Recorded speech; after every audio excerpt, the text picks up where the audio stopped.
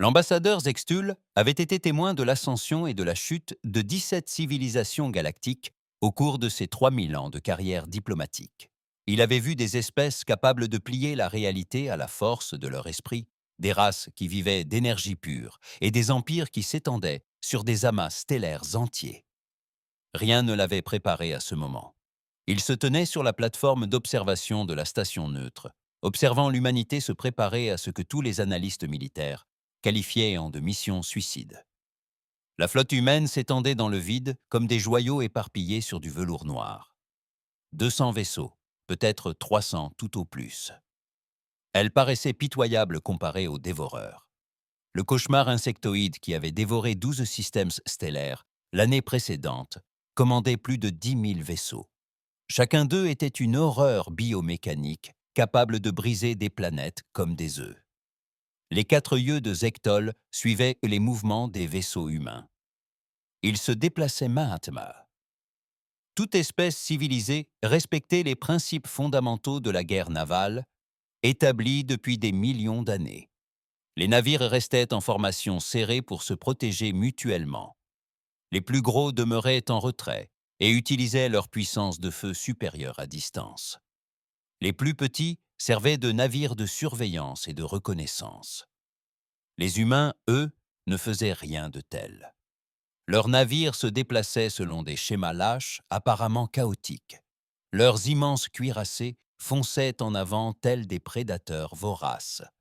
De plus petits destroyers et des frigos faisaient des allers-retours entre les formations, si bien que les sous-programmes tactiques de Zectol émettaient des alertes concernant les risques de collision et les tirs amis. « Ils n'ont aucune idée de ce qu'ils font », murmura l'amiral Corvèche, représentant de Sénora, dont la flotte avait été anéantie par les Dvoran 3 mois auparavant. « Regardez cette formation, c'est de la folie. » Mais Zectrol remarqua autre chose. Les vaisseaux du peuple ne se déplaçaient pas au hasard. Il y avait une logique, mais elle ne correspondait à aucune doctrine militaire qu'il connaissait. Cela lui rappelait quelque chose qu'il avait vu autrefois dans un documentaire animalier, au-dessus de la terre. Une meute de loups, chassant des proies, bien plus imposantes qu'eux. La voix du capitaine Zara, grésillante, résonna sur le canal de communication ouvert, auquel tous les observateurs alliés avaient accès. À tous les vaisseaux, c'est grave. N'oubliez pas, nous ne sommes pas là pour gagner facilement. Nous sommes là pour gagner. Point final, restez concentrés sur vos missions, soyez prudents et tirez à chaque fois. Cependant, le ton désinvolte de Zara parut étrange à Zex. Elle s'adressait à leur flotte comme à des amis réunis pour un moment de détente, pas à des soldats. Au bord de l'anéantissement. Dreadnought Fury, rapport prêt. Nous disposons d'une cargaison complète de pénétrateurs cinétiques et d'une masse de réacteurs suffisante pour réduire la moitié de leur flotte en miettes. Le groupe aéronaval Prometheus est prêt. Nos pilotes sont prêts à combattre. L'escadron de destroyers Delta est prêt à déchaîner les enfers. Le rapport de chaque commandant avait le même ton. Non pas une détermination farouche ou un sacrifice héroïque, mais quelque chose qui faisait frémir Zexil d'excitation. Il semblait surexcité. Un nouveau contact était apparu sur les capteurs longue portée. La flotte des dévoreurs avait quitté l'hyperespace aux confins du système. Zextul avait étudié les batailles consignées, analysant leurs tactiques et lisant le récit de chaque survivant. Les dévoreurs étaient maîtres des machines à tuer parfaites. Ils avaient évolué sur un monde où chaque créature vivante était soit un prédateur la proie. Toutes leurs proies avaient disparu depuis longtemps. Leurs vaisseaux étaient conçus par élevage, non construits, et combinaient une adaptabilité organique à une supériorité technologique. L'armada extraterrestre émergeant de l'hyperespace était d'une beauté terrifiante. Des vaisseaux ressemblant à des insectes géants dotés de canons à énergie en guise de dards. Des créatures de la taille de stations spatiales. Des armes capables de projeter des jets d'entropie concentrés. Le vaisseau amiral était un être vivant, un 1000 pattes d'1,5 km de long, fait de métal et de chair, qui commandait personnellement une équipe de 16 espèces différentes, dévorées par ses congénères. « Putain de merde !» murmura quelqu'un sur le canal de communication humain. « Regarde comme c'est gros !»« Du calme, Henderson !» Il y avait dans la voix du capitaine Shand une pointe d'amusement plutôt que de reproche. « Excusez-moi, capitaine. Nom de Dieu. Regarde, regarde comme c'est gros !» Des rires ont retenti sur les canaux de communication de la flotte humaine. Ils ont ri. Face à un ennemi redoutable, guerrier aguerri qui semait la terreur dans toute la galaxie, plaisantait certain, la flotte dévoreuse entama son approche. Sa formation était parfaite, un exemple type de déploiement efficace et de puissance écrasante.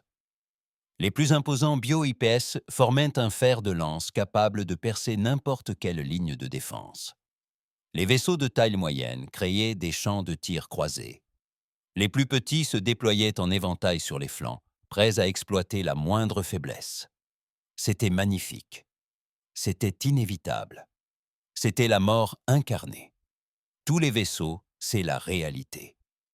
La voix du capitaine Shand avait changé. La familiarité habituelle était toujours là, mais sous cette voix se cachait quelque chose qui glaçait le sang de Zectol. Imaginez ce que ces choses sont faites à Nouvelle-Genève. Imaginez les colonies. N'oublions pas que 7 milliards de personnes comptent sur nous pour empêcher ces créatures d'atteindre la Terre. Soudain, la flotte changea de formation. Les vaisseaux, qui se déplaçaient auparavant en formation lâche et presque lente, se mirent en position d'attaque avec une précision chirurgicale. Des armes détruites se mirent en service, émettant des signatures énergétiques qui déclenchèrent des alertes de niveau de radiation dangereux sur les capteurs de la station. « Fury, tu es notre cambrioleur. Entre et montre-leur ce que signifie l'ingénierie humaine. » Le Dreadnought Giant accéléra brusquement. Les forces G ont vraisemblablement tué l'équipage. Ses moteurs brûlaient avec une intensité qui baignait l'espace environnant d'un bleu et d'un blanc éclatants. Prometheus, lancez tous les vaisseaux. Je veux tous les chasseurs et bombardiers dans l'espace depuis 30 secondes. Des centaines de petits vaisseaux ont jailli des vaisseaux habités, comme des guêpes furieuses sortant d'un nid dérangé. Ils se déplaçaient en essaims défiant les lois de la physique et exécutaient des manœuvres qui ont laissé leurs pilotes avec des traces de sang sur le visage. Les parois des cockpits auraient dû être protégées. Toutes les escadrilles de destroyers, vous savez ce qu'il vous reste à faire. La chasse. Des vaisseaux humains se dispersaient comme des feuilles au vent. Chacun se déplaçait indépendamment, mais d'une manière étrangement coordonnée, avec une précision mathématique. Zectul réalisa qu'il retenait son souffle. En 3000 ans de service diplomatique, il n'avait jamais rien vu de pareil. Ce peuple ne suivait aucune doctrine militaire connue, car il avait élaboré la sienne. Il n'avait pas peur des dévoreurs, car la peur était un luxe qu'il ne pouvait se permettre. Alors que les deux flottes approchaient à portée de combat, Zaxtul comprit enfin pourquoi tous les ordinateurs militaires de la galaxie avaient jugé le potentiel de combat de l'humanité insuffisant. Ce n'était pas un problème de données. Les ordinateurs étaient tout simplement incapables d'interpréter ce qu'ils voyaient. Les premiers coups de feu retentirent, et l'espace s'illumina d'une lumière et d'une fureur inouïe. La lutte pour la survie de l'humanité avait commencé. Le premier échange de tirs anéantit toutes les certitudes de Zextul concernant la guerre spatiale. Les dévoreurs commencèrent par leur manœuvre signature, la même tactique qui leur avait permis d'anéantir toutes les flottes affrontées. Des canons à bioplasma balayèrent leur formation, projetant des jets de feu stellaires concentrés sur les vaisseaux humains. Les rayons d'énergie étaient à la fois magnifiques et terrifiants, capables de faire fondre n'importe quel blindage connu en quelques secondes. La réaction humaine était immédiate et s'intensifiait à chaque fois qu'un manuel tactique se révélait complètement erroné. Au moment lieu de manœuvre d'évitement ou de formation défensive, il chargeait droit dans les flux de plasma. Que font-ils là? L'amiral Corvèche les saisit à quatre mains. Ils foncent droit dans le feu ennemi. Mais lorsque les faisceaux de plasma atteignirent les vaisseaux humains, un phénomène impossible se produisit. Les flux d'énergie ne contournèrent ni les champs de force, ni les boucliers déflecteurs, mais s'éloignèrent des vaisseaux, comme repoussés par une force invisible. Les mesures du scanner Zectol confirmèrent toute la vérité. Les humains avaient transformé leurs vaisseaux en gigantesques anomalies électromagnétiques. Leurs réacteurs fonctionnaient bien au-delà des paramètres de sécurité, produisant des champs magnétiques si puissants qu'ils repoussaient littéralement le plasma ionisé de leur coque. La voix du capitaine Reynolds, saturée d'électricité statique due aux interférences électromagnétiques, trahissait sa colère contre tous les vaisseaux. Les barrières magnétiques restaient fermes et pénétraient profondément. L'imposant cuirassé émergea de la tempête de plasma, tel un guerrier d'une ancienne légende terrestre traversant le feu. Son torse rougeoyait sous l'effet de la chaleur, mais il était intact et accélérait vers la ligne du dévoreur.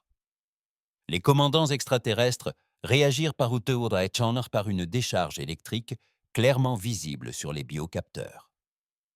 Votre manœuvre d'ouverture parfaite, la tactique qui n'avait jamais échoué, fut réduite à néant par des lois physiques si élémentaires que la plupart des civilisations avaient oublié son existence. Mais les dévoreurs s'adaptèrent.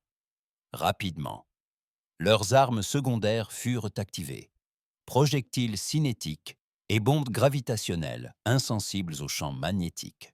Le véritable combat allait commencer. C'était le seul moment où les chasseurs humains entrèrent à portée de tir. Zextul avait déjà assisté à des combats de chasse. Les plus petits vaisseaux encerclés sont les plus grands, cherchant les failles de leur blindage et les angles morts de leurs armes. Cette tactique, élégante et calculée, durait généralement des heures, tandis que les chasseurs et les systèmes de défense ponctuels se livraient à un jeu mortel de traque. Les pilotes humains ignoraient toutes les règles du combat de chasse. La commandante Lisa Park mena l'escadron de Raptors droit sur le plus grand vaisseau biologique dévoreur. Leurs chasseurs étaient minuscules comparés aux monstres extraterrestres, pas plus grands qu'un de ces nacelles d'armement. Les systèmes de défense rapprochés de la créature ont ciblé leur vaisseau et ont tiré une salve qui aurait dû les vaporiser instantanément. Elle l'a traversé, non pas en le contournant ou en passant dessous, mais en plein cœur du barrage d'énergie. Leurs boucliers de chasse se sont illuminés. Les systèmes ont surchargé et sont tombés en panne, mais elle a continué son vol. 11. L'a suivi, d'autres pilotes emboîtant le pas dans la même trajectoire insensée. Le Raptor fonça sur Fury. Cible capturée. Le combat commença. Leur chasseur s'écrasa contre le carapace du vaisseau et disparut. Zextul comprit qu'il s'agissait d'une blessure intentionnelle. Les autres chasseurs suivirent et s'enfoncèrent dans la créature extraterrestre comme des anticorps attaquant une infection. Des explosions commencèrent à jaillir de la coque du vaisseau biologique. Il ne s'agissait pas de détonations nettes et précises d'armes de chasse conventionnelles, mais de violentes explosions d'engins explosifs improvisés. Les pilotes humains utilisèrent leurs propres chasseurs comme bombes guidées, déclenchant leurs réacteurs à l'intérieur du vaisseau extraterrestre. La défaillance du réacteur du Raptor 2 est imminente. C'était un honneur, les gars. Les communications ont été interrompues lorsqu'une partie de la coque du vaisseau biologique a explosé, projetant un jet de matière organique et de fragments métalliques. Raptor 5 atteint un niveau critique. Dites à ma femme que je l'aime et que le café dans la chair est vraiment imbuvable. Une autre explosion, plus puissante encore que celle du pilote, projeta le chasseur mourant vers ce que les capteurs identifièrent comme un important nœud nerveux. Le gigantesque bioréacteur du vaisseau commença à s'incliner et ses tirs coordonnés devinrent irréguliers, tandis que son organisme luttait contre les lésions internes. À présent, les escadrons de destroyers avaient atteint la limite extérieure de la formation des dévoreurs. Zectol s'attendait à ce qu'ils utilisent la tactique hit and run et exploitent leur vitesse pour éviter les tirs des plus gros navires, tout en neutralisant les cibles plus petites. Au lieu de cela, ils firent qu'Al-Qaïda imite quelque chose qui aurait été totalement indigne de sa formation diplomatique. Ils partirent à la chasse. Le capitaine Martinez commandait l'escadron de destroyers Alpha, 12 navires. Sa formation diplomatique aurait été totalement inadéquate. Ils partirent à la chasse. Le capitaine Martinez commandait l'escadron de destroyers Alpha, composé de 12 navires, dont les lignes, contrastant avec les courbes organiques de leurs ennemis, ressemblaient à des requins de métal. Son écran indiquait que 30 intercepteurs d'Evour avaient attaqué son unité. La doctrine standard préconisait de battre en retraite et d'exploiter la portée supérieure de ses adversaires afin de réduire leurs effectifs. Martinez donna l'ordre d'attaquer. Tous les vaisseaux désarmés. N'oubliez pas, ces choses ont anéanti tout l'équipage du capitaine Foster à la station Riel. Je veux vengeance. Les destroyers accélérèrent au-delà de leurs spécifications. Les alarmes des réacteurs retentissaient sur les passerelles, tandis que les ingénieurs poussaient les moteurs à l'extrême. Ils se mouvaient comme des êtres vivants, animés par une haine pure, zigzaguant entre les tirs ennemis avec des manœuvres qui auraient dû provoquer des fissures dans leur coque. Ils cherchaient des contre-mesures, mais la priorité était de traquer une proie fugace. Ils n'avaient aucune expérience d'une proie se livrant à un combat d'une rage suicidaire. Le premier destroyer à détruire les extraterrestres, l'USS Vengeance, atteignit la ligne. Sa capitaine, une jeune femme nommée Sarah Kim, avait perdu toute sa famille lors de l'attaque des dévoreurs contre la colonie minière de la station Kepler. Elle dirigea son vaisseau droit sur le plus gros intercepteur dévoreur, ouvrant le feu sur tous ceux qui se trouvaient là sur son passage, avec toutes les armes dont elle disposait. Le vaisseau extraterrestre était plus grand, mieux blindé, et disposait d'un armement plus puissant. Logiquement, le destroyer humain aurait dû le détruire sans difficulté.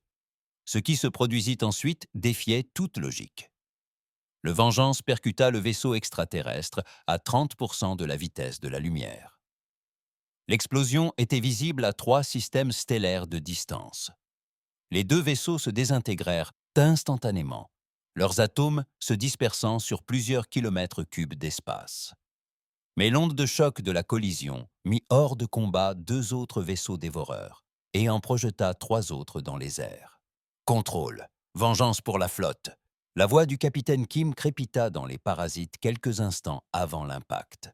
On se reverra en enfer, salaud. Les destroyers restants profitèrent du chaos pour se rapprocher de leurs objectifs. Ce qui suivit n'était pas une bataille spatiale au sens où on l'entendrait. C'était un combat acharné. Les vaisseaux s'affrontaient à bout portant. Les armes crachaient le feu jusqu'à ce que leurs canons fondent. Seule la détermination et le refus de la défaite animaient les équipages. Les capteurs de Zextool affichaient des valeurs impossibles. Les vaisseaux continuaient de lutter contre des trous béants qui auraient dû tuer tous leurs occupants.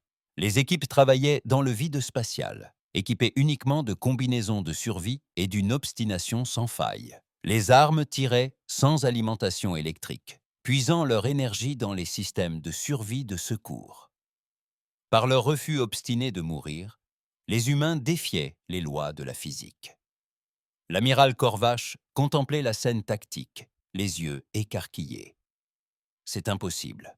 Ils sont 10 fois moins nombreux. Leurs vaisseaux sont en infériorité numérique. Leur technologie est primitive. Comment allez-vous? Qu'est-ce que c'était? Sex trouva la réponse dans les messages radio interceptés. Ces gens ne menaient pas une bataille militaire. Ils se battaient pour leur famille, leurs enfants, leur espèce entière. Chaque capitaine de vaisseau ne pensait ni aux avantages tactiques ni aux objectifs stratégiques, mais plutôt au visage des personnes qui les protégeaient. Cela changea tout. Car lorsqu'une espèce ne se bat pas pour la conquête ou la gloire, mais pour sa survie, elle cesse de se conformer aux règles sur lesquelles repose la guerre civilisée. Elle a quelque chose de complètement différent. Le vaisseau amiral dévoreur de phase 2 met fin à ce qui était considéré comme perturbateur au combat. Le monstre biomécanique d'1 kilomètre de long se trouvait à l'extrémité de la formation extraterrestre restante et combattait à l'aide de commandes phéromonales et de signaux bioélectriques. Sa forme colossale s'avança, déplaçant les vaisseaux plus petits et démontrant pourquoi elle n'avait jamais été vaincue. Les capteurs Zectrol peinaient à traiter les données du monstre. Ces armes étaient non seulement surpuissantes, mais elles violaient plusieurs lois fondamentales de la physique. En quelques secondes, des canons anthropiques réduisaient le métal en poussière. Des perturbateurs quantiques empêchaient les atomes de s'assembler. Des champs gravitationnels capables de réduire un cuirassé à une boule de matière comprimée de la taille d'une bille. La voix du capitaine Shand perça le chaos des communications de combat. La cible principale de tous les vaisseaux est cette énorme et hideuse créature de la grille 77 Alpha. Je veux que toutes nos armes soient pointées sur elle. La flotte humaine se prépara à se diriger vers le vaisseau amiral. Des vaisseaux dispersés sur le champ de bataille se mirent soudainement en mouvement avec une précision coordonnée. Leurs schémas de combat chaotiques s'avérèrent être une composante d'une stratégie plus vaste qu'aucun analyste militaire extraterrestre n'avait décelée. Par des attaques apparemment suicidaires, ils endommagèrent la flotte des dévoreurs et forcèrent les vaisseaux extraterrestres à se mettre en position. Voilà, le piège était prêt à se refermer. Le Dreadnought Fury avait subi des dégâts considérables lors de son attaque contre les lignes ennemies. La moitié de ses systèmes d'armes étaient hors service. Son blindage était par endroits recouvert de scories. Des voyants d'alerte à la radiation étaient allumés sur sa coque et ses feux de signalisation étaient allumés. Mais elle se trouvait exactement là où le capitaine Reynolds en avait besoin. Fury à la flotte. Nous sommes en position pour le protocole Prométhée. Zexal ignorait le terme, mais la réaction des autres vaisseaux humains fut immédiate. Tous les vaisseaux s'éloignèrent du Fury à une vitesse vertigineuse, leurs moteurs tournant à plein régime. Tous les vaisseaux quittèrent la zone d'explosion. La rage atteindra un niveau critique dans 60 secondes. L'immense cuirassé s'approcha du vaisseau amiral des Dévoreurs. Malgré le feu nourri qui les frappait, leur cap demeurait stable et dirigé. 100 ans, des secondes de rayon d'entropie avaient suffi à les endommager. L'humanité résistait. Les bombes gravitationnelles créèrent brièvement des trous noirs qui auraient dû désintégrer le vaisseau. Pourtant, contre toute attente, malgré ce qui relève de la prouesse technique, le Fury tint bon. Le vaisseau amiral des Dévoreurs commença à s'inquiéter. Ses biocapteurs détectèrent une anomalie concernant le vaisseau humain qui s'approchait. Des valeurs énergétiques ne correspondaient à aucune signature de réacteur connue, ce qui laissait supposer que l'humanité avait fondamentalement transgressé les lois de la physique. Le capitaine Reynolds ouvrit un canal de communication direct avec le vaisseau amiral extraterrestre. Sa voix était calme, presque familière. Ici le capitaine James Reynolds, des États-Unis, Earthship Fury. Je tiens à vous informer que ma fille se trouve à bord du vaisseau colonial que vous avez détruit sur Vega Prime. Elle s'appelait Emily et avait 7 ans. Les signatures du réacteur Fury ont atteint des niveaux dépassant tout ce que les instruments de Zectul pouvaient détecter ou mesurer. Emily adorait les papillons et rêvait de devenir xénobiologiste. Elle aurait étudié des créatures comme vous. Si cela concerne votre nature, une coexistence pacifique est peut-être possible. Le cuirassé se trouvait désormais à moins de 5 km du vaisseau amiral extraterrestre. Assez près pour que les systèmes de défense de la créature tirent sans relâche. La coque du vaisseau humain se désintégra sous l'attaque. Mais il se rapprochait inexorablement. Mais vous l'avez tué. Vous les avez tous tués. Et maintenant, je vais vous montrer ce qui arrive quand on provoque la colère. Le réacteur du Fury a atteint la criticité. Mais ce n'était pas une panne de réacteur ordinaire. Les humains avaient mis au point quelque chose avec leur système de confinement d'antimatière. Un événement qui a transformé une simple panne de courant en un déclenchement incontrôlé qui a anéanti l'univers. L'explosion n'a pas seulement détruit le vaisseau, elle a provoqué une brève déchirure dans l'espace-temps lui-même. Le vaisseau amiral du Dévoreur, pris dans l'anomalie gravitationnelle, s'est étiré comme du caramel mou. Son système biomécanique a hurlé à des fréquences enregistrées par tous les capteurs du système, tandis que la créature vivait une expérience à laquelle son évolution ne l'avait jamais préparée. Les atomes de son vaisseau étaient attirés dans toutes les directions par des champs gravitationnels opposés. Mais les humains n'en avaient ça pas fini. Lorsque le vaisseau amiral fut détruit, les vaisseaux humains survivants lancèrent une arme qui fit remettre en question à Zexil tout ce qu'il croyait savoir sur la guerre. Il s'agissait de torpilles commémoratives, chacune portant un message simple diffusé sur toutes les fréquences, à l'intention des enfants de Nouvelle-Genève. Un simple message diffusé sur toutes les fréquences pour les enfants de New Geneva. Pour les mineurs de la station Kepler, pour tous ceux qui ne verront plus jamais le soleil se lever à cause de vous. Les torpilles n'étaient pas que des armes. Elles ont transmis leur énergie, enregistrant les derniers messages de toutes les victimes des attaques du dévoreur. Ensemble, les humains trouvèrent le moyen de faire du deuil une arme. Chaque torpille qui frappait un vaisseau dévoreur causait bien plus que de simples dégâts matériels. Elle transférait chaque souvenir, chaque dernier mot, chaque instant de terreur et de perte, infligé par les extraterrestres. Les créatures biomécaniques se mirent à se tordre de douleur, leur système nerveux submergé par les émotions de leurs victimes. L'impact sur la flotte des dévoreurs fut catastrophique. Des vaisseaux qui avaient fait preuve d'une coordination parfaite se mirent à tirer sans discernement. Certains, pris de folie par l'attaque psychique, comparèrent leurs armes entre elles. D'autres se sont tout simplement déconnectés, leurs composants biologiques étant incapables de gérer le flot incessant d'émotions humaines. L'amiral Corvache, horrifié par ce déploiement tactique, se demandait quelle espèce utilisait son propre chagrin comme une arme. Zectol commençait à comprendre. Les gens ne se battaient pas seulement pour survivre. Ils se battaient pour se souvenir de tous ceux qu'ils avaient perdus. Chaque mort, chaque colonie détruite, chaque enfant orphelin était devenu du carburant pour leur machine de guerre. La voix du capitaine Shen résonna sur le champ de bataille. Tous les vaisseaux, le gros vaisseau est abattu. Mais ils n'en avaient pas encore fini.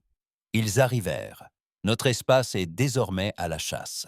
Il est temps de leur montrer ce que c'est que d'être une proie. Ceux dont l'atmosphère était endommagée mais encore fonctionnelle poursuivaient les survivants. Les vaisseaux humains détruisaient systématiquement les unités dévoreuses dispersées. Il n'y avait ni pitié ni protection. Lorsque des vaisseaux tentaient de se rendre, ils constataient que dans leur vocabulaire militaire, il n'existait aucun mot pour accepter la reddition d'une créature qui avait dévoré des enfants. À mi-puissance et sans la plupart de ses systèmes d'armement, le destroyer USS Retribution repéra un croiseur dévoreur endommagé près du champ d'astéroïdes du système. Le vaisseau extraterrestre tentait manifestement de s'échapper, utilisant le moteur BOD pour se diriger vers la sécurité de l'hyperespace. Le commandant Walsh ouvrit un canal de communication, vaisseau dévoreur. Ici, la commandante Sarah Walsh. Mon fils était à bord du vaisseau de transport civil qu'elle a détruit à Wolf 359. Il avait 12 ans et rêvait de devenir capitaine de vaisseau spatial. Le vaisseau extraterrestre a tenté de répondre. Les traducteurs universels ont interprété cela comme une demande de reddition. Je ne parle pas le langage des insectes, répondit calmement Walsh. Mais je maîtrise parfaitement l'énergie cinétique. Le Retribution percuta le croiseur extraterrestre. Les deux vaisseaux disparurent dans une boule de feu et de métal tordu. Sur le champ de bataille, des scènes similaires se déroulèrent, les équipages humains privilégiant la vengeance personnelle à l'avantage tactique. Ils ne menaient plus la guerre au sens traditionnel du terme. Ils se livrèrent à ce qui ne pouvait être décrit que comme une destruction. Animé par une colère collective qui s'était accumulée depuis la disparition de la première colonie humaine, Zectrol prit conscience qu'il assistait à un événement inédit dans l'histoire galactique. Une espèce entière avait collectivement décidé que certains ennemis étaient trop dangereux pour être laissés en liberté.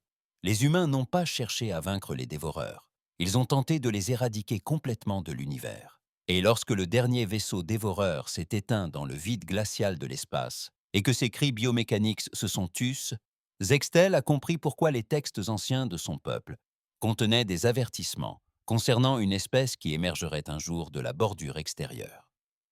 Les humains étaient arrivés et avaient semé le chaos. Le silence qui suivit la bataille était plus inquiétant encore que la violence qui l'avait précédé. Zectol fixait les relevés de son scanner, les vérifiant sans cesse, car ce qu'ils indiquaient semblait impossible. En moins de 6 heures, une flotte humaine, un dixième des dévoreurs, remporta Armada, une victoire totale avec des pertes minimes. Non, c'était faux. Ils n'avaient remporté aucune victoire. Ils avaient commis un génocide. Chaque vaisseau dévoreur du système était détruit, non pas mis hors de combat, non pas rendu, non pas en retraite, mais détruit. Les créatures biomécaniques avaient été systématiquement traquées et exterminées avec une méticulosité telle qu'elles violaient plusieurs traités galactiques relatifs aux ripostes appropriées en temps de guerre. La flotte humaine se forma près de la nouvelle station d'observation et Zectrol put pour la première fois apercevoir clairement les vestiges de leur force. Ce qu'il vit fit s'évanouir son calme diplomatique pour la première fois en 3 siècles. Les vaisseaux semblaient avoir traversé l'enfer. Le cuirassé indomitable avait perdu la moitié de sa coque, mais restait opérationnel. Les escadrons de destroyers n'étaient plus qu'une poignée d'appareils. Les épaves, complètement détruites, ressemblaient à de la ferraille, mais la prière et la ténacité les maintenaient à flot. Les escadrons de chasseurs avaient subi des pertes qui auraient dû briser le moral de n'importe quelle unité militaire. Mais tandis que Zectol écoutait les communications, il entendit quelque chose qui contredisait tous les profils psychologiques que les gens avaient élaborés. Sur les traumatismes de guerre, des rires fusaient. « Tango 7 à tous les navires. Quelqu'un a-t-il vu mon moteur bâbord? La dernière fois que j'ai vérifié, il était amarré à mon navire, mais il semble être parti en vacances. » Chef du Phénix à Tango 7. Je crois l'avoir aperçu en orbite autour de l'astéroïde. Il serait peut-être judicieux de lui envoyer un signal de détresse. Groupe aéronaval. Défiance à tous les vaisseaux. Nos écoutilles de chargement sont ouvertes, mais la machine à café fonctionne toujours. Quiconque a besoin de carburant et de caféine est le bienvenu. Il les traitait comme une réunion entre amis après un projet difficile, mais couronné de succès, après la bataille spatiale la plus brutale de l'histoire. La désinvolture de leurs échanges était plus inquiétante que leur brutalité tactique. Le vaisseau amiral du capitaine Chen, le croiseur lourd Détermination, dirigeait la station d'observation. Leur vaisseau semblait avoir été dévoré par un prédateur géant, puis recraché. Mais il volait encore, et ses armes étaient opérationnelles. Station neutre. Ici le capitaine Chen, je sollicite l'autorisation de monter à bord pour des discussions diplomatiques post-bataille. L'amiral Corvèche prit la parole le premier. Capitaine Chen, de quel droit demandez-vous le statut diplomatique? Votre espèce n'est pas officiellement reconnue par le droit galactique.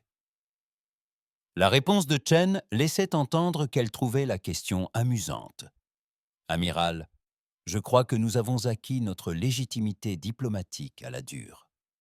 Nous avons prouvé que l'on peut se défendre soi-même, mais aussi défendre ses alliés. J'estime que cela nous donne droit à une place parmi les dirigeants. 1 heure plus tard, Zextoul se retrouva dans la salle de conférence principale de la station, face à 3 officiers humains qui semblaient tout droit sortis d'une zone de guerre, ce qui, techniquement, était le cas. Le capitaine Chen avait en compagnie du commandant Torres, chef de la flotte humaine des services de renseignement, et du docteur Elizabeth Wright, une xénopsychologue. « Ambassadeur Zectol », commença le capitaine Chen d'un ton direct. Mon gouvernement m'a demandé de discuter du rôle futur de l'humanité dans les affaires galactiques. Zectol les observa attentivement. Chen affichait l'assurance de celui qui venait de faire ses preuves de la manière la plus décisive. Torres possédait l'œil aiguisé et analytique d'un officier de renseignement qui avait déjà 3 coups d'avance sur tous les autres présents. L'attitude du docteur Wright était presque académique, mais la profondeur de son regard laissait deviner qu'elle possédait des connaissances sur la guerre que la plupart des soldats n'apprendraient non jamais. Le capitaine Zeffoul déclara prudemment « Ce que nous avons vu aujourd'hui est remarquable. Mais cela a suscité certaines inquiétudes parmi les puissances galactiques établies. Quelles sont vos inquiétudes? Torres se pencha légèrement en avant. Leurs tactiques étaient sans précédent. Le niveau de violence employé, l'ampleur de leur victoire, le mépris flagrant des doctrines militaires conventionnelles. Certaines espèces se demandent si l'humanité pourrait menacer la stabilité de la galaxie. Le docteur Wright prit la parole pour la première fois. Monsieur l'ambassadeur, puis-je vous demander ce que vos équipes savent de la psychologie humaine? Cette question semblait surgir de nulle part. Mais la formation diplomatique de Zextool vous avait appris que chaque question posée lors d'une négociation a un but précis. À partir de vos publications et de votre histoire, notre département de psychologie Xenus a établi des profils. Les humains semblent être guidés par leurs émotions et violents, mais ils sont aussi capables d'une coopération et d'une innovation remarquable. C'est un résumé juste, acquiesça le Dr. Wright. Mais je crois qu'il néglige un aspect fondamental de la psychologie humaine. Nous sommes des chasseurs en meute qui se nourrissent de proies. Torres comprit l'explication. Les espèces les plus prospères de la galaxie sont soit des superprédateurs, soit des herbivores très intelligents. L'être humain n'appartient à aucune de ces catégories. En tant qu'omnivores, nous avons toujours été globalement désavantagés par rapport à la supériorité sur le plan de l'évolution. Cela a façonné notre psychologie d'une manière que la plupart des espèces peinent à comprendre. Le capitaine Chen ajouta « Nous ne combattons pas comme des prédateurs en quête d'une proie facile. Nous combattons comme des animaux acculés qui protègent leur famille. » Zektrol commença à comprendre où cela voulait en venir. Ils disent que ce que nous avons observé aujourd'hui était un comportement défensif? Demanda-t-il. Les dévoreurs sont fondamentalement opposés les uns aux autres, expliqua le Dr. Wright. Ils pensaient chasser des proies, mais les humains cessent d'être des proies dès que quelqu'un menace nos enfants. Nous sommes alors devenus une entité inclassable dans la conception de la guerre, chez la plupart des espèces.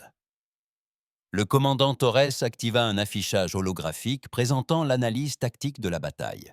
Chaque action entreprise aujourd'hui a été planifiée avec un objectif précis, faire en sorte que les dévoreurs ne menacent plus jamais les humains. Nous ne souhaitions pas les vaincre. Nous voulions les éliminer, car ils représentaient une menace pour la survie de notre espèce. Mais l'ampleur de la violence. Amiral Corvèche. Le capitaine Chen l'interrompit. Amiral, permettez-moi de vous poser une question. Si une créature tentait de dévorer vos enfants, quelle force serait excessive pour l'arrêter? La question planait comme un défi. Zectol comprit que c'était là le cœur du problème.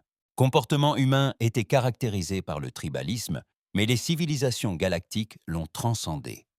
Elles se battaient pour des territoires, des ressources ou des avantages politiques. Les peuples se battaient pour quelque chose de bien plus primitif et puissant, le droit à l'existence. L'ambassadeur conduisait, poursuivit le Dr. Wright. J'aimerais vous dire quelque chose. Cela pourrait expliquer ce que vous avez vu aujourd'hui.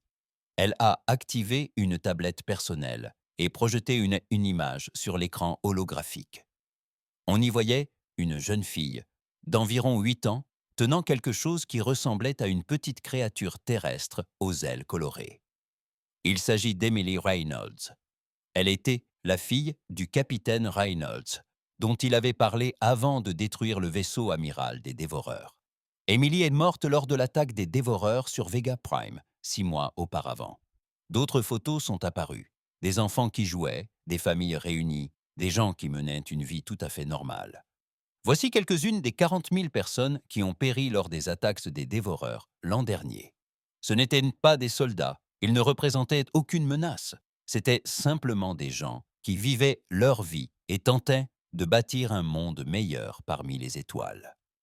Les images défilaient, montrant les conséquences des attaques des Dévoreurs, des colonies détruites et des vaisseaux réduits en miettes. Les vestiges de la civilisation humaine étaient éparpillés dans le vide spatial. Aujourd'hui, chaque capitaine de navire humain peinait à se souvenir d'un être cher disparu. Il ne s'agit pas d'une stratégie militaire, monsieur l'ambassadeur. Il s'agit de psychologie fondamentale. Lorsqu'on s'attaque à nos familles, On constate que les gens réagissent de façon très simpliste face aux menaces existentielles. Zextul contemplait les photos. L'ampleur des pertes humaines était effarante, mais surtout, il commençait à comprendre quelque chose de fondamental concernant cette espèce. Ils ne se battaient pas comme des soldats, exécutant des ordres, ni comme des politiciens poursuivant leurs objectifs. Ils se battaient comme des parents protégeant leurs enfants. Que va-t-il se passer maintenant ? Demanda-t-il d'une voix calme. Avec un sourire chaleureux mais un regard sévère, le capitaine Chen déclara qu'une telle chose ne devait plus jamais se reproduire. L'humanité est prête pour la communauté galactique, mais à nos conditions. En clair, pas d'invasion de l'espace humain, aucun problème. Se protéger ensemble est une bonne idée. Mais, vous essayez juste de dévorer nos enfants ? Elle désigna l'écran. Le champ de débris de la flotte dévoreuse était toujours visible. Vous avez vu la suite. Zétol prit conscience qu'il assistait à la naissance d'une nouvelle puissance galactique. Non pas une puissance fondée sur une technologie avancée ou un savoir ancestral, mais sur quelque chose de bien plus fondamental et terrifiant. Le refus absolu de laisser mourir leur famille. Zétol embarqua à bord du vaisseau diplomatique humain New Horizons et se rendit au siège du Conseil galactique. Le navire était un ancien bâtiment d'exploration reconverti, manifestement pour des raisons fonctionnelles et non pour des démonstrations diplomatiques. Tout y reflétait le pragmatisme avec lequel il avait progressivement tissé des liens. L'équipage le traitait avec une familiarité naturelle qui, dans la plupart des situations diplomatiques, aurait été scandaleuse. La capitaine, une femme d'âge mûr nommée Rodriguez, l'avait même invité à dîner aux messes, au lieu de maintenir la distance formelle exigée par le protocole.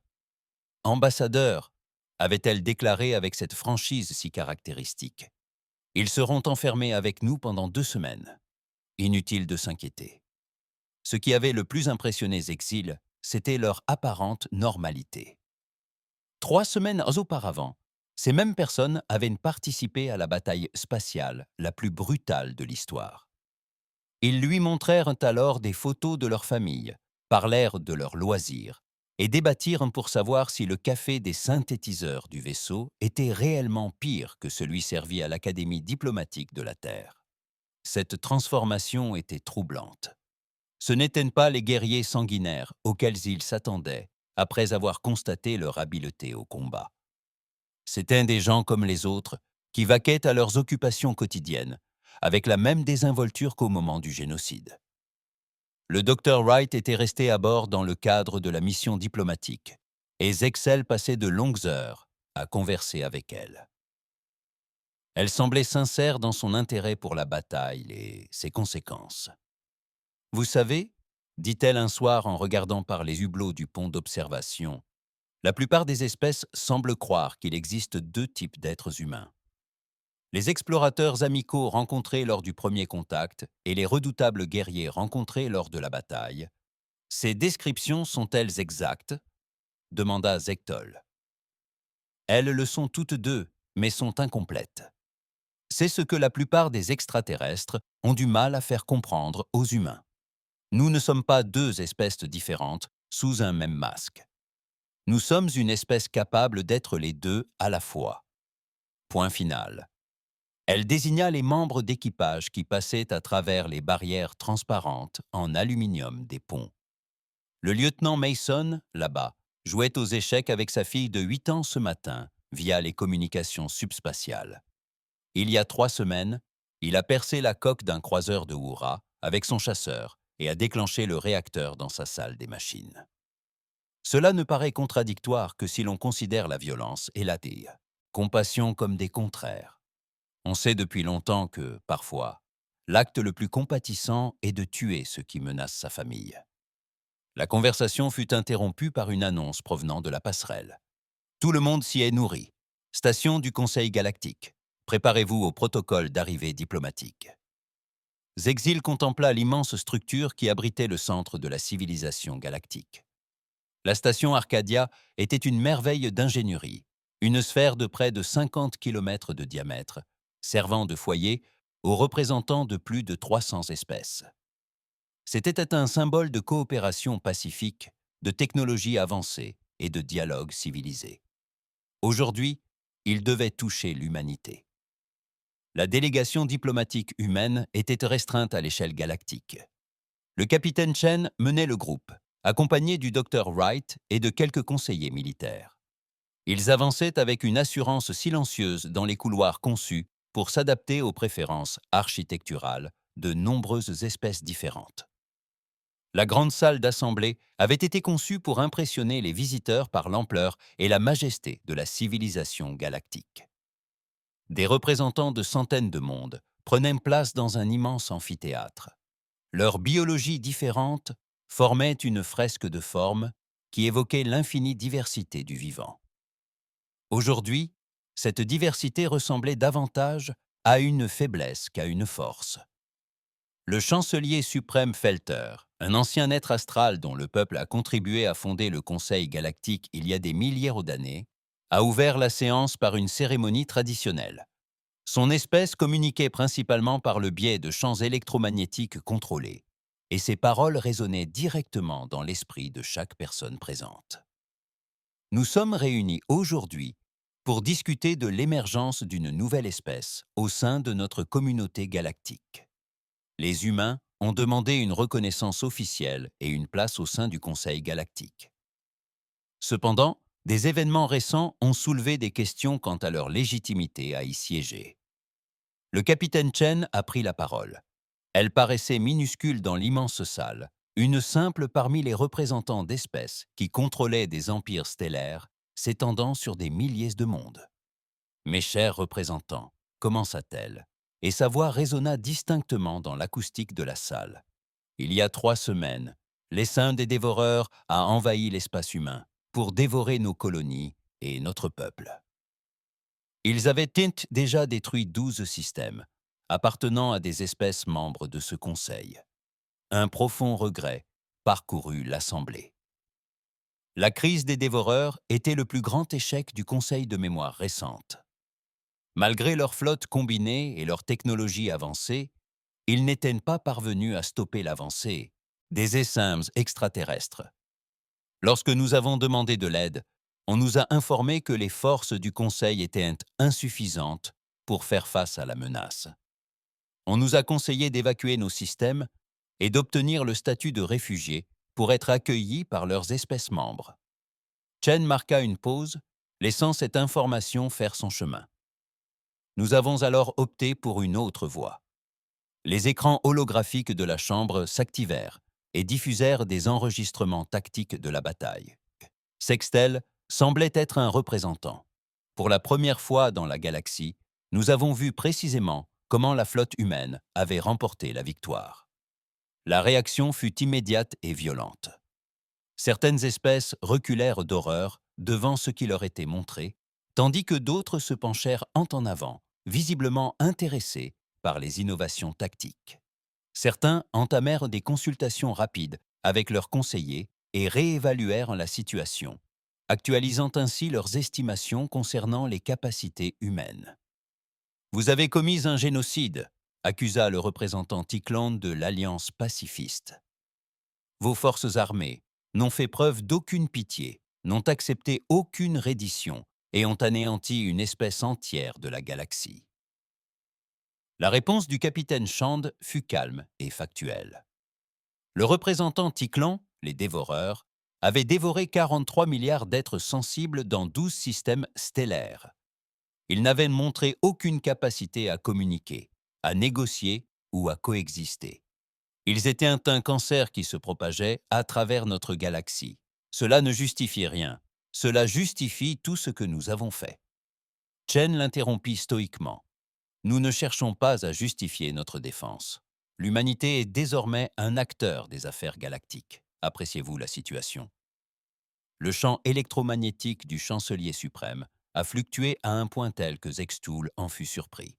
La plupart des espèces s'approchaient de la roue pour la première fois, implorant grâce pour l'opportunité de rejoindre la civilisation galactique. Les gens se sont présentés comme égaux et ont exigé la reconnaissance. « Que propose-t-il exactement » demanda le chancelier. Le Dr Wright activa son propre écran holographique qui affichait des cartes stellaires et des données sur la répartition des ressources. L'humanité contrôle 17 systèmes stellaires et compte une population totale de 8 milliards d'individus. Nous possédons des capacités technologiques qui rivalisent sans conteste avec celles des espèces membres du Conseil, et notre efficacité militaire parle d'elle-même. Nous ne demandons pas à être acceptés au sein de la civilisation galactique, poursuivit le capitaine Chan. Nous leur faisons savoir que nous en faisons déjà partie. La question est de savoir si cette relation sera de coopération ou de compétition. La menace était subtile, mais sans équivoque. Les mêmes compétences tactiques qui avaient permis de vaincre l'essème dévoreur pouvaient également être appliquées à d'autres cibles si nécessaire. Le représentant corvèche de l'Empire Centaura prit la parole. Son peuple avait perdu 2 flottes entières face aux dévoreurs, et son expérience militaire donnait du poids à ses paroles. Les humains ont fait preuve de capacités qui surpassent que les faiblesses de notre espèce. Ils ont également démontré leur volonté d'utiliser ces compétences non seulement pour se défendre, mais aussi pour défendre toute la communauté galactique contre une menace que nous ne pouvions contrôler. Il a montré du doigt les panneaux tactiques qui témoignent encore des conséquences de la bataille. Je demande que l'humanité obtienne le statut de membre à part entière de la communauté galactique, afin de pouvoir donner son avis, avec tous les droits et obligations que cela implique. La proposition a immédiatement suscité un vif débat. L'espèce qui avait dominé la politique galactique pendant des millénaires se retrouva soudain confrontée à un nouvel acteur qu'il était impossible d'ignorer, d'intimider ou de discréditer.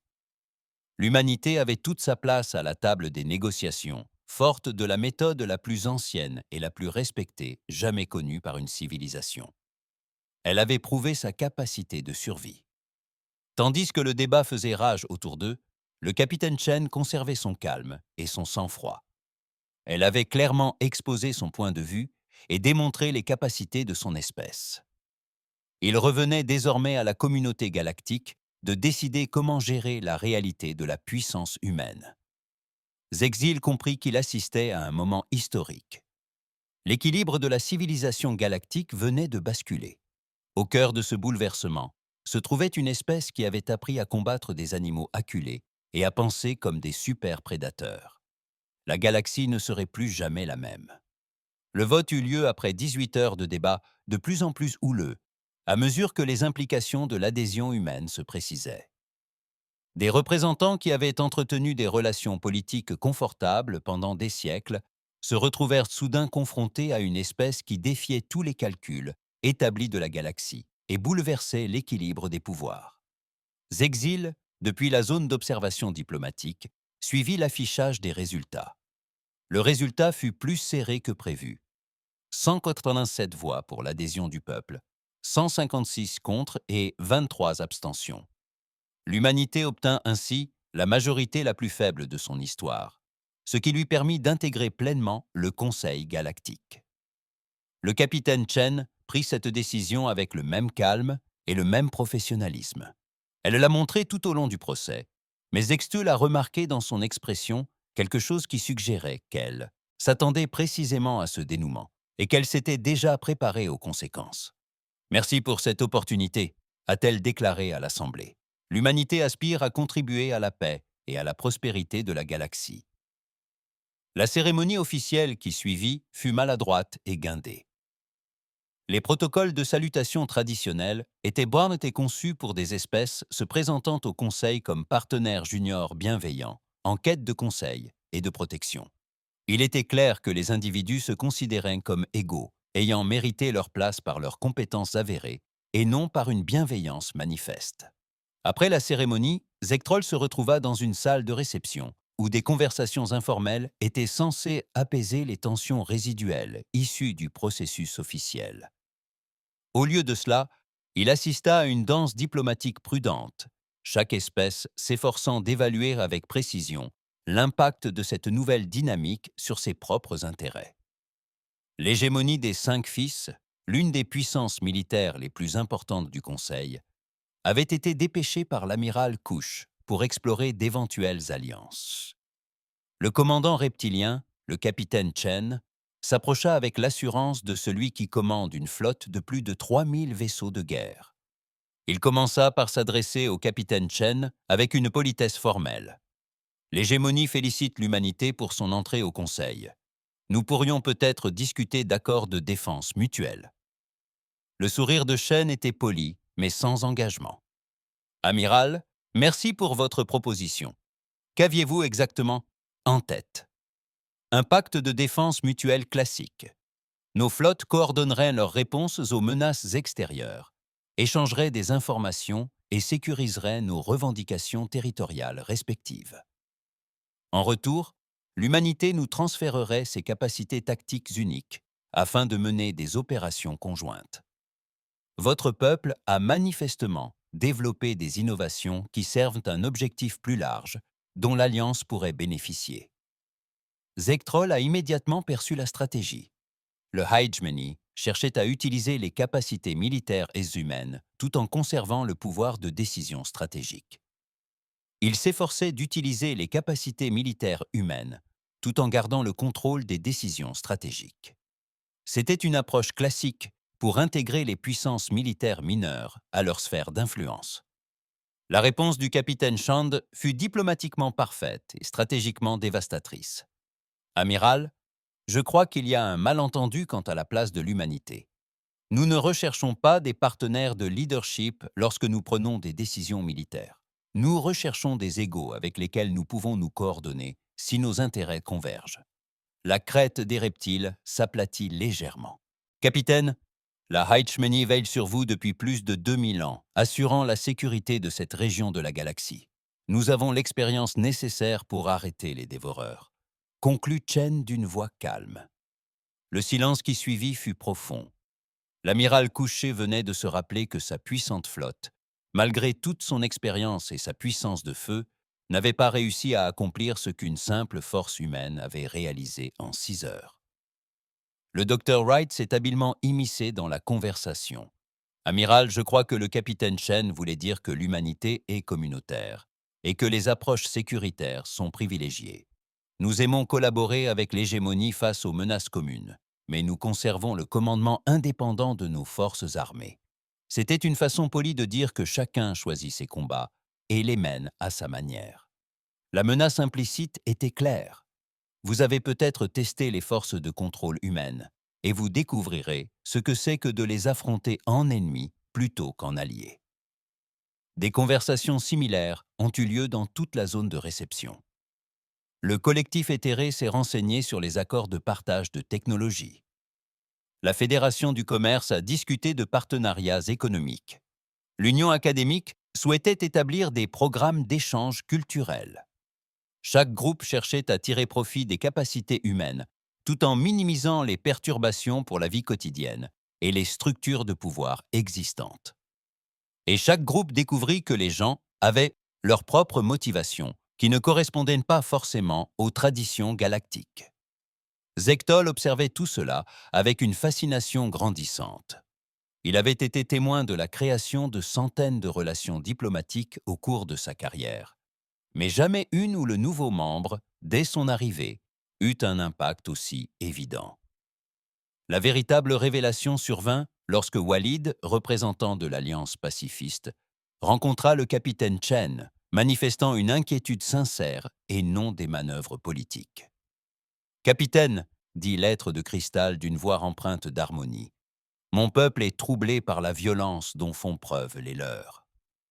Nous comprenons la nécessité de nous défendre contre les dévoreurs, mais l'ampleur de leur riposte laisse entrevoir une capacité de guerre qui nous inquiète. » Chen fixa la créature de cristal un instant avant de répondre. « Représentant Walid, puis-je vous demander comment votre peuple a adopté cette philosophie pacifiste? Nous avons dépassé les stades du progrès spirituel et technologique, et la violence n'est plus nécessaire. Notre société a reconnu que les conflits résultent de malentendus et de la rareté des ressources. Deux problèmes qui peuvent être résolus grâce à une communication correcte et à une allocation efficace des systèmes. » C'est admirable, a déclaré Chen sincèrement. Mais que se passe-t-il lorsqu'on se trouve face à quelque chose avec lequel on ne peut raisonner? quelque chose qui perçoit les tentatives de communication comme une faiblesse et son propre peuple comme une ressource à consommer. La question inquiétait visiblement le représentant pacifiste. De telles situations sont extrêmement rares dans l'espace civilisé. Il y a 3 semaines, elles étaient ponnantes et pourtant monnaie courante. Elles dévoraient des systèmes stellaires entiers, tandis que le Conseil débattait des protocoles de riposte appropriés. Le Dr Wright se joignit à la conversation avec son approche académique habituelle. La psychologie humaine représentative présente de fortes tendances pacifistes. La plupart des gens privilégient les solutions pacifiques aux conflits, mais nous portons aussi en nous une programmation évolutive qui s'active lorsque notre survie est menacée. Elle activa un petit écran holographique affichant des données anthropologiques. Les humains ont passé la majeure partie de leur histoire évolutive en tant que proie. Nous avons développé une coopération sociale sophistiquée précisément pour nous défendre contre les prédateurs. Lorsque nos protocoles d'évaluation des menaces sont déclenchés, nous ne réagissons pas comme des prédateurs traditionnels en quête de proies faciles. Nous agissons comme une meute coordonnée qui a neutralisé une menace existentielle. Notre riposte face aux dévoreurs n'était pas motivée par la soif de sang, a ajouté le capitaine Chen. C'était une décision délibérée pour s'assurer qu'ils ne puissent plus jamais menacer personne. Cela ne signifie pas pour autant qu'ils prennent plaisir à la violence. La silhouette du représentant Walid, d'une structure cristalline, s'est transformée selon des schémas qui trahissaient une profonde réflexion. Ils affirment que leur violence est davantage défensive qu'agressive. Je dis que notre violence est ciblée, a corrigé Chen. Nous ne combattons ni pour la conquête ni pour la gloire, mais pour ce que nous avons bâti, et pour protéger nos proches. Voilà ce pourquoi nous combattons. Et si nous combattons, c'est pour une victoire définitive. La conversation fut interrompue par l'annonce de la reprise des négociations officielles. Lorsque la réception prit fin et que les représentants regagnèrent leur place, Zextoul réalisa qu'il avait été témoin d'un événement sans précédent dans la diplomatie galactique. Pour la première fois de sa carrière, il avait vu une espèce nouvellement adoptée imposer ses conditions aux puissances établies, au lieu d'accepter celles qui lui étaient proposées. Ce peuple ne réclamait pas sa place dans l'ordre existant. Il exigeait que l'ordre établi s'adapte à lui. Alors que s'ouvrait la deuxième session du Conseil, consacrée aux modalités pratiques de l'intégration des humains aux institutions galactiques, Zexil comprit que ce n'était qu'un début. Les humains avaient démontré leur puissance militaire, leur indépendance diplomatique et clairement indiqué qu'ils ne seraient jamais de simples partenaires subalternes au sein d'un empire. Ils seraient des partenaires juniors. La structure du pouvoir galactique a été redéfinie en temps réel, et les auteurs de cette refonte étaient une espèce qui avait appris à combiner instinct coopératif et efficacité prédatrice. L'avenir s'annonce en effet extrêmement intéressant. Un an plus tard, Zectol, depuis la plateforme d'observation de la station Frontière 7, fut témoin d'une scène impensable avant l'intégration de l'humanité à la communauté galactique. Des vaisseaux humains et extraterrestres œuvraient de concert, coordonnant une opération de secours massive pour les réfugiés de la crise d'Andromède. L'ironie de la situation ne lui échappa pas. La même espèce qui avait perpétré un génocide contre les dévoreurs dirigeait désormais la plus grande mission humanitaire de la galaxie jamais enregistrée. La voix de l'ambassadrice, le capitaine Chen, s'éleva derrière lui. Promue amiral l'année précédente, elle commandait à présent la force opérationnelle conjointe qui coordonnait les opérations de secours. Je pensais que vous aimeriez voir les derniers rapports sur les victimes. Elle lui tendit une tablette avec des chiffres que Zétol dut lire 2 fois pour y croire. Plus de 2 millions de réfugiés de 17 espèces différentes avaient été évacués avec succès de la zone de crise. Les pertes étaient inférieures à 3%, un chiffre que les historiens militaires qualifièrent de miracle. « Comment avez-vous fait » demanda-t-il. Chen désigna le hublot, à travers lequel on pouvait apercevoir des centaines de vaisseaux appartenant à des dizaines d'espèces différentes. Il s'avère que la même flexibilité tactique qui nous a permis d'être si efficaces contre les dévoreurs nous rend également très performants dans l'organisation d'opérations logistiques complexes. C'était un euphémisme. La crise d'Andromède a débuté lorsqu'un projet d'ingénierie stellaire a tourné au désastre, détruisant tout sur son passage dans un rayon de 50 années-lumière. Les protocoles d'intervention galactique classiques auraient nécessité des mois de réunions de comités et de négociations sur l'allocation des ressources. Alors que des millions de personnes périssaient, l'humanité avait opté pour une approche différente. Quelques heures seulement après le début de la crise, l'amiral Chen avait contacté toutes les espèces disposant de vaisseaux dans la région et s'était autoproclamée coordinatrice des opérations d'urgence. Au lieu du Conseil galactique, on se contentait de donner des ordres et de défier quiconque de se plaindre, tandis que des gens mouraient.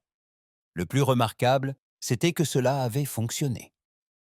L'amiral Zectol l'a dit avec précaution. Certains membres du Conseil s'inquiètent de la tendance humaine à prendre ses responsabilités en situation de crise. Le rire de Shen était franc et sans compassion. Ambassadeur, l'année dernière, nous avons mené 3 guerres grâce à ce que nous appelons la médiation agressive. Nous avons mis fin à 2 famines en restructurant des chaînes d'approvisionnement inefficaces. Et nous avons sauvé des millions de vies en ignorant les procédures administratives appropriées. Si ce conseil s'en est inquiété, n'hésitez pas à faire mieux la prochaine fois. L'approche des gens vis-à-vis des affaires galactiques a toujours été une source de friction avec les protocoles établis. Ils semblaient naturellement incapables de respecter les procédures bureaucratiques lorsqu'ils réalisaient que des vies étaient en jeu. Il y a 6 mois, alors que le différend commercial avec Réal avait atteint un point critique et que les 2 camps avaient mobilisé leur flotte, les négociateurs humains ont enfermé les ambassadeurs des 2 pays dans une salle de conférence et ont refusé de les libérer tant qu'un accord n'aurait pas été trouvé. Cette technique, diplomatiquement scandaleuse, s'est avérée efficace.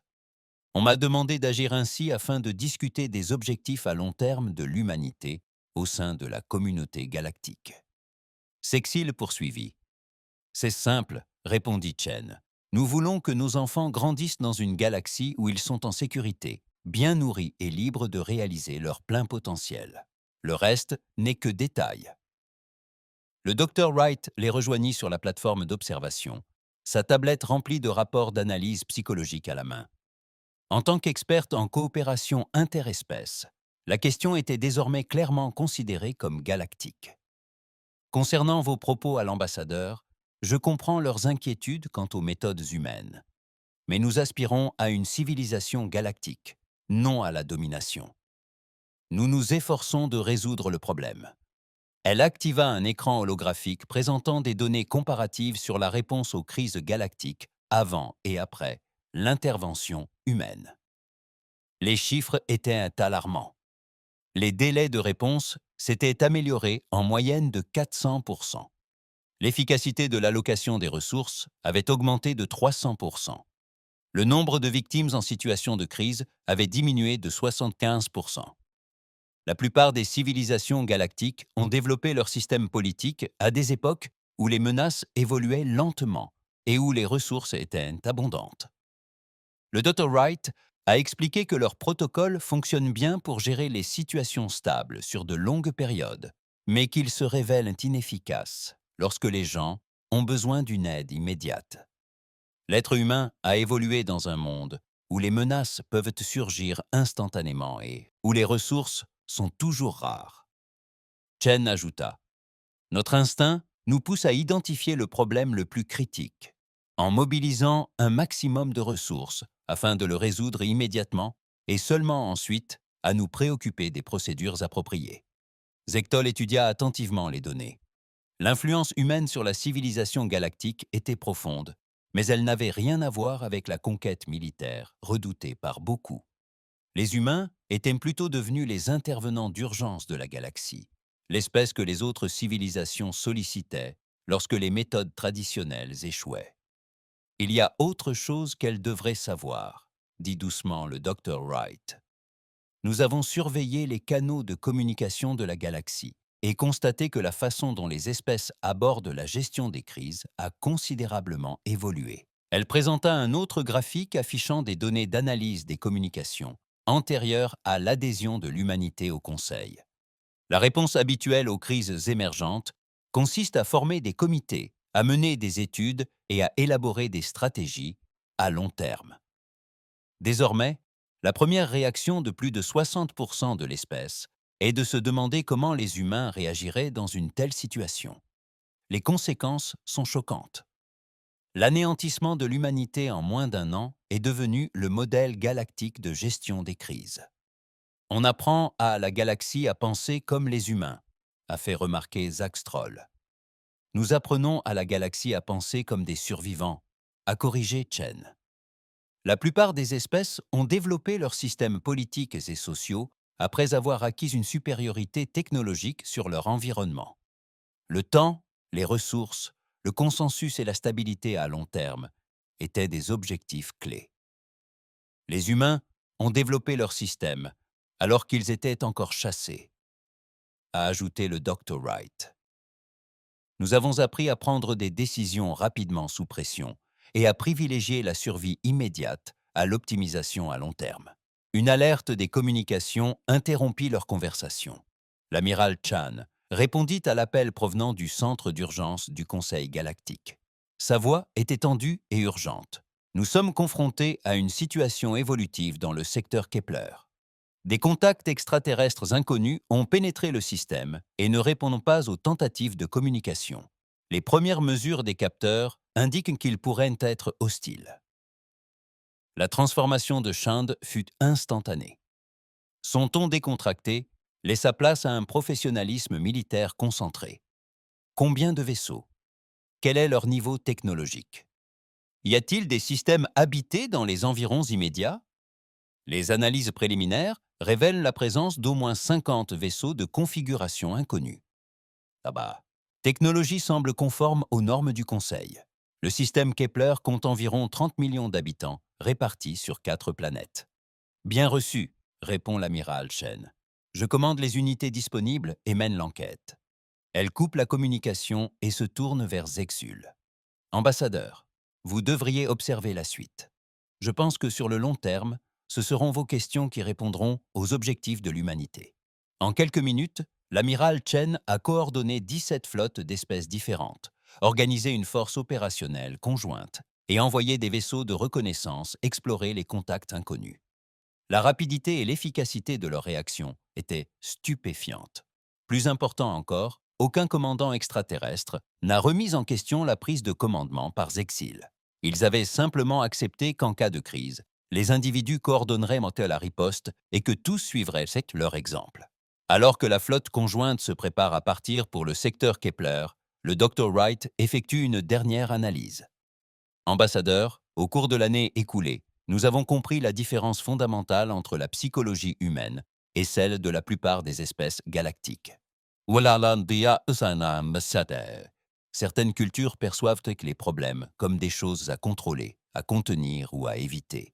En revanche, il faut considérer les problèmes humains comme des choses qui nécessitent une solution définitive. Elle désigna les navires qui partaient, que ces contacts inconnus soient des émoins, des explorateurs égarés, des partenaires commerciaux potentiels ou des envahisseurs hostiles. L'amiral Chen veillerait à ce qu'une fois sa mission accomplie, il ne constitue plus une inconnue. Zexatul, qui menaçait la population civile, vit la flotte disparaître dans l'hyperespace et comprit enfin ce qu'il avait fait un an plus tôt lors de la bataille contre les dévoreurs. Il ne s'agissait pas seulement d'efficacité militaire ou d'innovation tactique. C'était une espèce qui avait collectivement décidé que les problèmes devaient en être résolus. Les menaces devaient en être éliminées, et les populations protégées sans distinction d'espèces ni de procédures bureaucratiques. La galaxie avait gagné bien plus qu'une nouvelle espèce. Elle avait accueilli une nouvelle approche de la civilisation, privilégiant l'efficacité immédiate aux procédures à long terme et le nombre de vies sauvées au respect des protocoles. L'étude finale de Zectol sur l'intégration de l'humanité à la société galactique aboutissait à une conclusion simple, dont il savait qu'elle aurait des répercussions pendant des générations au sein des sphères du pouvoir. L'humanité a rejoint notre civilisation, mais n'y est pas encore intégrée. Notre civilisation a évolué pour accueillir l'humanité.